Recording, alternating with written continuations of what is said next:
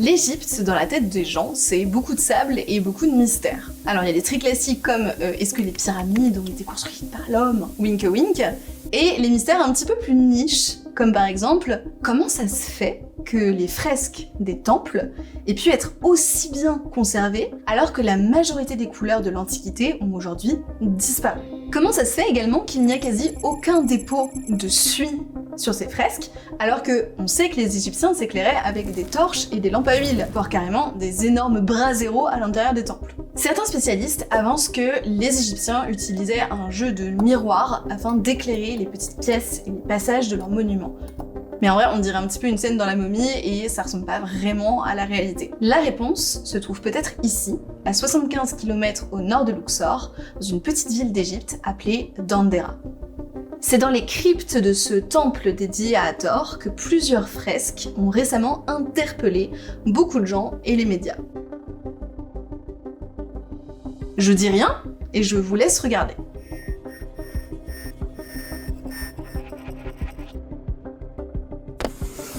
On peut y voir ce qui ressemble à des ampoules. Alors quand j'étais dans le temple de Dendera il y a quelques temps, un des trucs que j'attendais le plus avec impatience, c'était de voir ça, à savoir les fameuses ampoules de Dendera. Oh les gars, je suis émue. Regardez. C'est les petites inscriptions avec le sous-marin et l'hélicoptère qui ont fait délirer tous les complotistes du net dans les années 2008. Et je le vois de mes propres yeux. Oh, je vais chialer. Et c'est vrai que ces fresques sont vraiment étonnantes et continuent d'alimenter de nombreuses théories et hypothèses. Pour certains, ce serait la preuve que les Égyptiens s'éclairaient non pas avec des torches, mais avec de l'électricité. Ce qui expliquerait notamment pourquoi des tombeaux et les temples sont restés totalement immaculés après des milliers d'années à s'éclairer avec des torches sans aucune trace de suie. Mais la question du coup c'est pourquoi et comment est-ce qu'on a perdu cette faculté? Est-ce que c'est vrai? Si les Égyptiens ont bel et bien eu l'électricité, alors c'est toute l'histoire moderne qu'il faut intégralement revoir. Et pour beaucoup, ça expliquerait aussi énormément de mystères liés à l'Égypte ancienne. Vous vous rappelez, on avait fait un épisode sur les pyramides de Gizeh, où on parlait notamment du fait que dans certaines théories, ce serait des sortes de centrales nucléaires, ou en tout cas un truc qui produit de l'énergie. Tout ça, ça sonne hyper fantaisiste, mais factuellement, il existe bien ces fresques qui représentent des ampoules. Alors aujourd'hui, on va s'intéresser à cette théorie très intéressante, le mystère des ampoules de Dendera.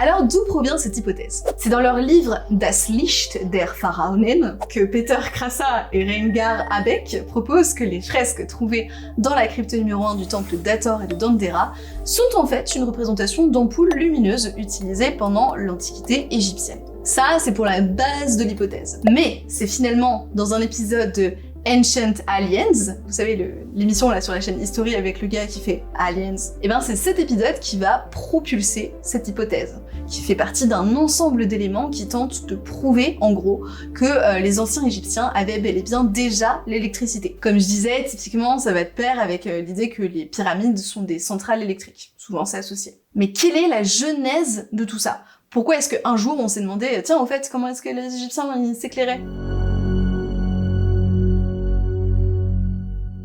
Une partie de cet argumentaire provient de l'idée que les anciens Égyptiens n'ont pas laissé de traces de suie à l'intérieur de leurs monuments, alors que selon l'égyptologie classique, ils employaient des lampes à huile et des torches, considérées comme des moyens sales de s'éclairer. Donc on va commencer par le début du début, en toute logique. Notre première question c'est, est-ce qu'il y a vraiment pas de suie dans les monuments égyptiens? Et alors en fait, je sais même pas d'où vient cette idée, parce que la majorité des gens qui sont allés en Égypte s'accordent sur le fait que si, il y a de la suie dans presque tous les monuments visités. Moi-même, par exemple, quand j'étais à Philae, c'est un des premiers trucs qui m'a sauté aux yeux, les plafonds sont dégueulasses. Alors sans offense, j'imagine que c'est normal, étant donné qu'on va pas nettoyer plus de 5000 ans de suie, même s'ils auraient pu faire un effort pour moi, bref. Mais d'ailleurs, même au XVIe siècle, la suie présente dans certains monuments égyptiens est mentionnée par des visiteurs occidentaux de l'Égypte. Par exemple, dans les écrits de George Sandys et ceux de John Greaves, concernant l'intérieur de la Grande Pyramide, il parle justement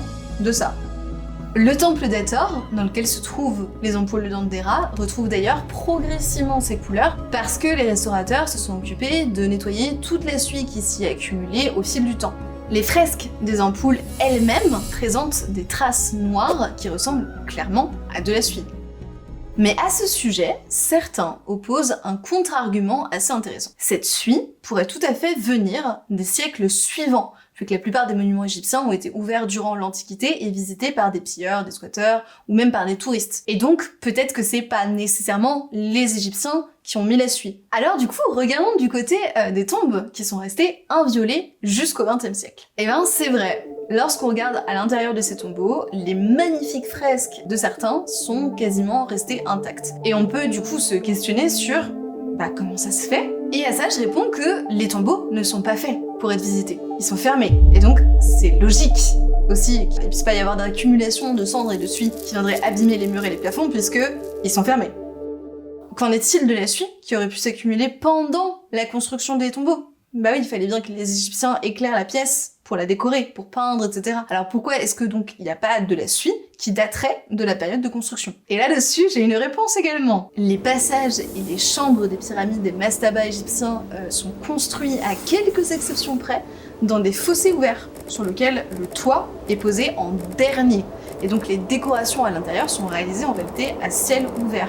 Et on pose le toit seulement à la fin. Et alors là, pour les plus pénibles d'entre vous, vous allez me dire que oui, mais les tombeaux de la vallée des rois, ils sont pourtant creusés directement dans la montagne, sur plus de 100 mètres. Donc là, on n'allait pas mettre le toit de la montagne après, donc il y avait besoin d'un éclairage. Et pour autant, on n'a pas retrouvé de suie non plus, nanana. Et là, en effet, ça se complique un petit peu, mais on sait ce que les ouvriers utilisaient pour s'éclairer. Les égyptologues ont retrouvé des protocoles concernant la distribution de mèches pour lampes à huile données chaque jour aux ouvriers de la vallée des rois. Ça, c'est d'ailleurs assez une chance puisque les Égyptiens, généralement, ils documentaient tout. Donc on sait que les ouvriers chargés de la construction et de la décoration des tombeaux utilisaient des lampes à huile au quotidien pour faire ça. Mais en plus de ça, on a aussi des torches en bois qui ont été découvertes à Deir el-Medina, le village où résidaient les artisans chargés de construire les tombeaux et les temples funéraires des pharaons durant le Nouvel Empire. Du coup, comment expliquer que avec ces torches en bois, il n'y ait pas eu de suie? Vous savez, quand je vous ai dit que les lampes à huile et les torches en bois, c'était des moyens sales de s'éclairer, et ben en fait, on peut très bien obtenir une lampe considérée comme propre, en combinant l'utilisation de certaines huiles à brûler avec l'ajout de sel et éventuellement un revêtement pour couvrir la lampe. Bonjour, bienvenue dans ce tuto pour fabriquer une ampoule antique. Pour le matériel, vous aurez besoin d'huile de ricin ou d'huile d'olive, puisque c'est les huiles qui s'utilisaient en majorité à l'époque, et également d'une mèche. J'en avais pas, du coup j'ai utilisé, je vais prendre juste le petit bout de la mèche, de toute façon c'est juste pour l'expérience. En plus, je crois que j'avais acheté justement des mèches de bougies, dans un élan de je vais fabriquer mes propres bougies, je vais être trop une crafty girl et tout. Voilà, nous avons une mèche. Vous prenez votre huile. Je gâche de l'huile de ricin pour vous les enfants, d'accord? Ça coûte cher cette merde. Ensuite, on prend la petite mèche. Comment est-ce que je vais faire pour que ça tienne? Attendez. Comment je peux faire pour que ça tienne? Ah, attendez, les gens qui font des bougies, genre en mode métier, ils mettent souvent des petites baguettes comme ça pour maintenir la mèche en place. Baguette. Mèche. On va allumer la mèche et on va mettre un plat blanc au-dessus pendant assez longtemps pour voir si justement ça va colorer en noir avec de la suie le plat blanc. Je filme comment faire une lampe à huile antique. Ok.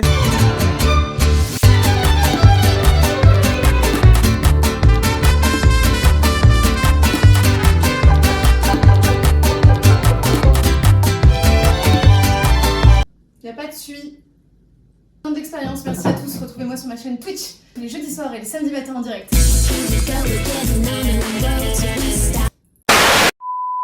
Donc oui, les Égyptiens avaient un moyen de s'éclairer qui produisait peu de suie, à savoir la lampe à huile, tout ça pour ça, vous allez me dire.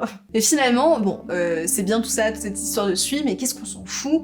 Nous, on veut parler des fameuses ampoules, c'est ça qui nous intéresse. Et on y vient, mais je voulais déjà vous montrer à quel point le point de départ de l'argumentaire concernant l'éclairage impossible à cause de la suie, etc., ça tient pas la route. On peut pas se baser sur cette idée pour imaginer que les Égyptiens avaient l'électricité. En revanche, on peut se baser sur autre chose.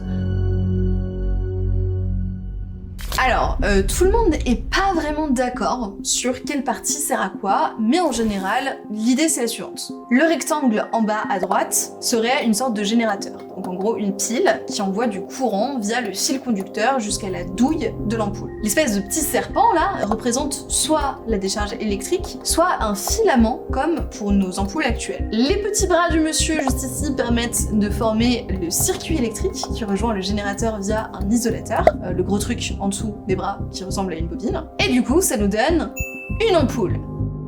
Revenons au tout départ, à savoir le temple d'Hathor à Dendera. Petit fun fact, c'est un de mes temples préférés, parce qu'il est juste trop beau. Dendera est l'un des sites archéologiques les plus importants d'Égypte antique. Il a vu se succéder de nombreux édifices sacrés et a été occupé à toutes les époques. Les égyptologues sont particulièrement intéressés par le large cimetière qui s'étend le long du désert, derrière ce temple. Ce dernier a été utilisé à presque toutes les époques, mais surtout à la fin de la 6e dynastie jusqu'au Moyen Empire. Cette période couvre la première période intermédiaire sur laquelle les égyptologues n'ont pas beaucoup d'informations. Ce cimetière est donc extrêmement précieux puisque c'est les derniers vestiges qui nous restent. Mais aujourd'hui, ce qui intéresse le plus les touristes quand on y va, c'est pas le cimetière derrière, c'est le magnifique temple d'Hathor. Et la première erreur que font beaucoup de gens qui vont sur ce site ou qui le voient, c'est de penser qu'il s'agit d'un temple égyptien. Parce qu'en fait, c'est pas le cas. Le début de la construction de la structure existante commence en juillet 54 avant notre ère, sous le règne de Ptolémée XII au Lett. Le temple est terminé sous le règne d'Auguste, mais la décoration des parois va se poursuivre jusqu'à la fin de la période romaine. Les empereurs romains comme Tibère et Trajan vont aussi se charger de rénover et d'ajouter leurs petites pattes à l'édifice, où voilà, chacun fait son petit dessin à l'intérieur, pas du tout. Donc oui, en fait, vous m'avez bien compris, c'est pas du tout un temple égyptien, c'est un temple gréco-romain, construit selon les principes égyptiens, mais c'est un temple gréco-romain. C'est un édifice qui est vachement récent si on compte l'histoire globale de l'Égypte antique. Sa construction est même plus proche de notre époque que de celle de la construction des pyramides.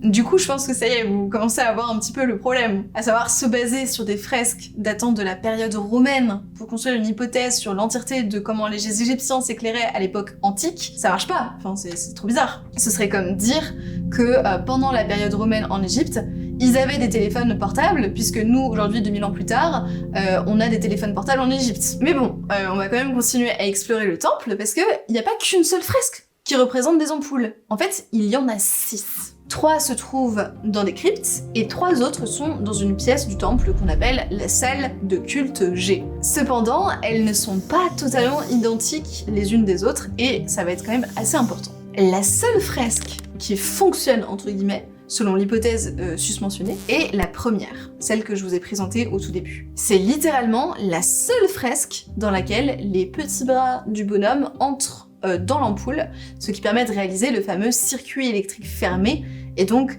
fonctionnel. Mais c'est pas grave, on a au moins une fresque qui soutient l'hypothèse, donc on va plutôt continuer à se focaliser sur celle-ci et voir exactement si tout ça c'est possible. Chaque fresque, relief ou peinture en Égypte antique est une composition. Il ne s'agit pas de représentation réaliste et naturaliste, mais plutôt de ce qu'on pourrait appeler une sorte de canon standardisé, et par canon, je ne parle pas de moi. Et dans l'Égypte ancienne, les canons étaient tellement rigides qu'aujourd'hui les spécialistes peuvent facilement reproduire une fresque entière en ne connaissant en réalité qu'une toute petite partie de celle-ci. Par exemple, la taille des personnages dans une fresque n'est pas une représentation fidèle de la taille des gens IRL dans la vraie vie, mais une reproduction de leur importance. Donc les serviteurs sont toujours dessinés plus petits que le pharaon ou les dieux. Tout ça pour dire qu'en général, les égyptologues savent assez facilement identifier les scènes qui sont représentées sur une fresque. Et les fameuses ampoules de Dendera ne font pas du tout exception à cette règle. Cette fresque représente pour les égyptologues le mythe de la création du monde fleurissant à partir d'une fleur de lotus.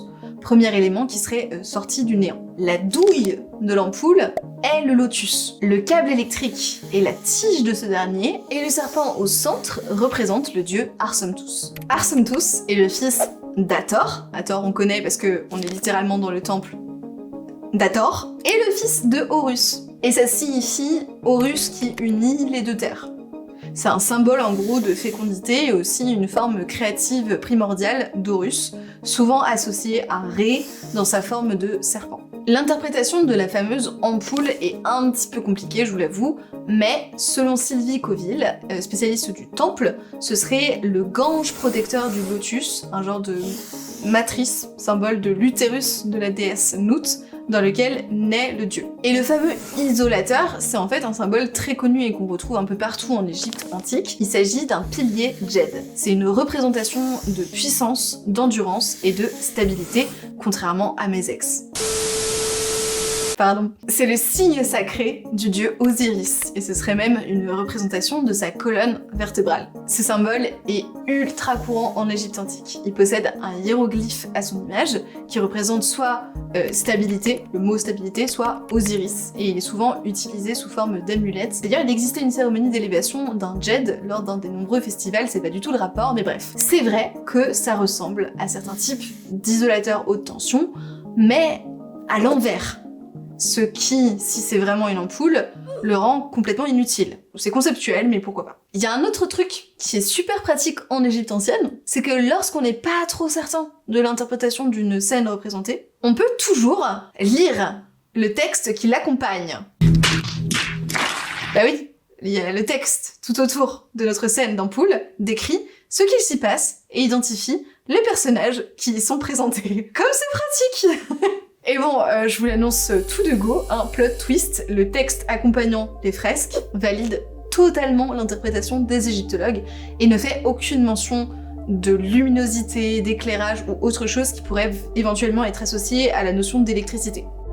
En fait, le texte confirme que c'est bien le mythe de la création du monde qui est raconté. Donc, pour l'instant, la fresque s'est révélée une piste très décevante, un peu comme les ex, pour prouver l'utilisation d'électricité et d'ampoules à cette période. Et on l'a déjà vu, mais on a prouvé que les Égyptiens avaient plein d'autres manières de s'éclairer qui ne faisaient pas le suite. En revanche, il y a peut-être d'autres preuves qui nous attendent autre part. En soi, l'électricité n'a pas été inventée, c'est un phénomène physique qui existe. Et donc, grâce à des inventions techniques, on a pu en tirer parti. Pendant l'Antiquité d'ailleurs, il n'y a pas de doute sur le fait que le phénomène est assez connu, même s'il est assez incompris en même temps. Les cultures méditerranéennes connaissaient déjà l'électricité statique, par exemple. Ils savaient que certains objets, typiquement l'ambre, pouvaient être frottés contre de la fourrure pour attirer ensuite les objets légers comme une feuille ou une plume.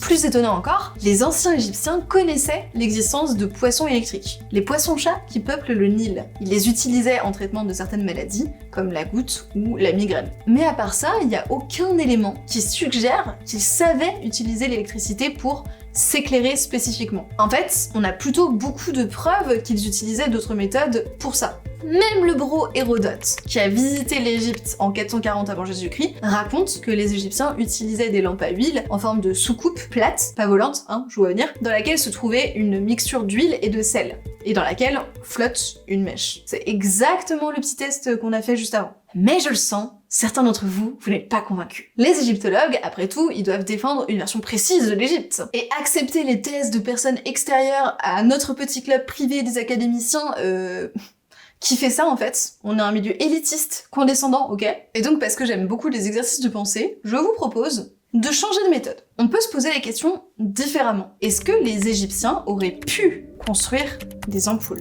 Et le premier élément important d'une ampoule, c'est le verre. Pour nous, le verre est un élément de la vie quotidienne, mais la situation pendant l'Antiquité est fort différente. Selon les découvertes archéologiques actuelles, la production délibérée et à grande échelle de verre n'apparaît en Égypte qu'à partir de 1500 avant Jésus-Christ. Il y a encore pas mal de discussions autour de cette question, mais le consensus en gros actuel, c'est que l'industrie du verre n'est pas originaire d'Égypte. En gros, les Égyptiens avaient du verre en 1500 avant Jésus-Christ, mais ils ne le fabriquaient pas. Et la question reste ouverte pour savoir s'il s'agit d'importation de l'étranger ou si des étrangers se sont installés en Égypte pour produire du verre sur place. Certains spécialistes pensent que les Égyptiens n'étaient pas capables de produire eux-mêmes du verre, mais seulement de le refondre pour en faire des objets. Ils auraient donc été dépendants de l'importation étrangère de verre brut.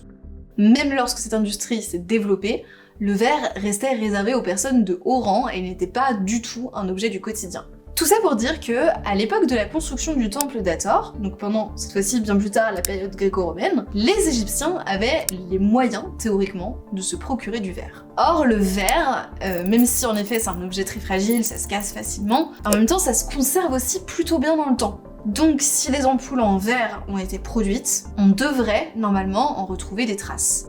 Et donc, la question, est-ce qu'on a retrouvé des artefacts en verre qui pourraient être des ampoules? Et nouveau plot twist, effectivement, oui, on a des objets en verre qui ont été retrouvés en Égypte. On a des perles, des amulettes, des parties de sculptures et des vases. Pendant la période hellénistique, les réceptions en verre étaient particulièrement appréciées pour conserver, par exemple, les cosmétiques, donc tout ce qui va être parfum, crème, etc. Par contre, aucune ampoule ou objet qui aurait pu être une sorte d'ampoule primitive avec beaucoup d'imagination, ça n'a pas du tout été retrouvé. Et en plus de ça, si on reprend la théorie de base, à savoir celle de Crassa et Abeck, eux, ils semblent croire que les objets sur la fresque sont représentés dans leur proportion naturelle par rapport au prêtre derrière la lampe. Donc on oublie toutes les notions de la taille des personnages varie en fonction de l'importance. Pour eux, si on utilise le prêtre comme échelle, les objets sur le relief devraient mesurer environ 2,50 m de long, avec le grand diamètre atteignant 1 m et le petit diamètre 50 cm. Et d'ailleurs, petit fun fact, une reproduction à cette échelle a été réalisée dans le parc d'attractions Jungfrau Park, spécialisé dans les théories complotistes et d'ufologie. Donc vous pouvez admirer ce à quoi ça ressemblerait si on construisait une ampoule de cette taille. Donc, nous on va reprendre l'hypothèse de base, et donc partir du principe que si l'ampoule a existé, elle faisait réellement cette taille-là. Et là, encore une fois, c'est compliqué, parce que pour que l'ampoule fonctionne, il faut soit faire complètement le vide à l'intérieur, soit remplir le vide avec un gaz dit noble. Alors, est-ce que en 54 avant Jésus-Christ, date de la construction du temple, il existait déjà des pompes permettant de faire le vide à l'intérieur de cette fameuse ampoule? Alors, j'ai pas trouvé de réponse à cette question parce que c'est quand même un peu spécifique, mais si vous avez vu l'épisode sur les automates pendant l'Antiquité, ils étaient quand même très ingénieux à cette époque-là, donc on peut imaginer, même si on n'a pas de preuves, qu'il existait peut-être des technologies qui ressemblaient vite fait à ça. Enfin, on a des pompes à eau et des trucs du genre, donc même si j'ai pas trouvé exactement des modèles de pompes à vide, on peut partir du principe que c'est théoriquement possible, et juste pour le fun de l'expérience, de toute façon, j'ai envie de voir où est-ce que ça nous mène. Allez, soyons fous. Le problème, en fait, ça change pas, c'est que même si on faisait le vide à l'intérieur d'un objet, on crée une pression sur celui-ci. Avec un objet aussi immense que celui proposé dans cette hypothèse, la pression serait juste colossale. Frank Dornenberg, un physicien passionné d'histoire, a même fait le calcul, parce que décidément, il n'y a pas que moi qui m'ennuie, et la pression résultante dans cette ampoule serait de 63 tonnes. Autrement dit, pour un objet aussi grand, il faudrait un verre extrêmement épais pour résister à une telle pression. Ce qui rendrait l'ampoule très lourde. Et la combinaison du poids de l'engin ainsi que de la pression énorme exercée sur les parois rendrait l'ampoule juste hyper dangereuse en fait. Une seule petite fissure, un claquement de doigts, un seul petit défaut de fabrication dans le verre, et c'est ciao, on part sur une implosion extraordinaire et mortelle pour tous ceux qui se trouvent à proximité. Voilà. Finalement, peut-être que ce n'est pas une ampoule, mais une bombe. Alors certes, il y a cette autre possibilité, mais ça c'est si on part du principe qu'il faisait le vide à l'intérieur de l'ampoule. Sauf que je l'ai dit, il y a l'autre possibilité, à savoir que l'ampoule soit remplie d'un gaz noble, comme c'est le cas aujourd'hui. Nos ampoules sont remplies avec de l'argon, par exemple. Mais encore une fois, techniquement, on n'a aucune preuve que les Égyptiens savaient isoler les gaz nobles. Ce sont des méthodes qui n'existent que depuis le XXe siècle, justement grâce à notre capacité à utiliser de l'électricité. Alors je pourrais faire la même chose pour chaque élément de l'ampoule, etc., mais très honnêtement, j'ai la flemme. Du coup, on va directement passer à la grande question, moi, qui m'intéresse, à savoir, pourquoi cette hypothèse? Pourquoi est-ce qu'une telle hypothèse existe? L'entièreté de l'argumentation autour des ampoules de Dendera est que le dessin ressemble vaguement à une ampoule avec un isolateur. C'est le même phénomène qui est à l'œuvre lorsque on pense voir Marilyn Monroe ou Jésus dans un sandwich grillé.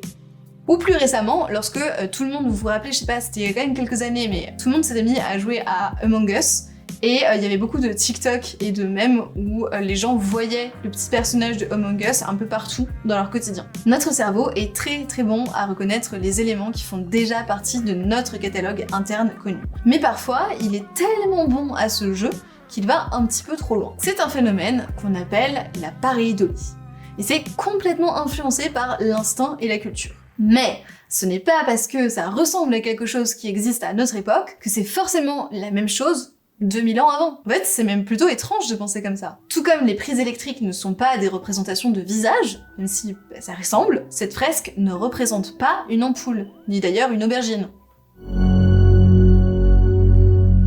Donc oui, les fresques de Dendera représentent des objets qui ressemblent à des ampoules ou à des aubergines selon vos préférences, je m'en fiche. La ressemblance, en revanche, n'est pas une méthode très fiable pour lancer une hypothèse aussi audacieuse que celle de les Égyptiens avaient l'électricité. Démerdez-vous. Quand je vois ce genre de théorie, je me demande souvent comment les gens, dans 2000 ou 4000 ans, comprendront, nous, notre époque. D'ailleurs, j'en avais fait même une vidéo parce que je trouve ça absolument passionnant. Mais sérieusement, est-ce qu'ils vont se poser autant de questions que beaucoup de gens se posent aujourd'hui concernant d'anciennes civilisations? Comment, en 50 ans, on est passé d'énormes machines très lentes et globalement peu utiles à des ordinateurs portables si minces qu'on pourrait les prendre partout avec nous, etc.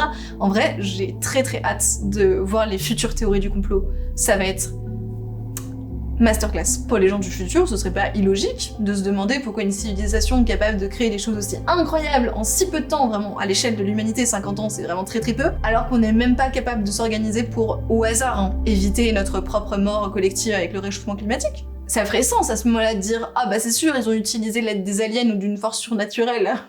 Bref, voilà, c'est tout pour cette théorie du monde. J'espère que l'épisode vous aura intéressé. J'en profite également pour vous dire que si, dans le même panel de toutes les théories un petit peu farfelues liées à l'électricité, mon cadreur me parlait justement juste avant d'un autre phénomène que vous connaissez peut-être, qui s'appelle les piles de Bagdad. Les espèces de batteries en pot, etc., qu'on a retrouvées et qui seraient une preuve que l'électricité existait à l'époque. Et rassurez-vous, un épisode arrive là-dessus aussi, très bientôt.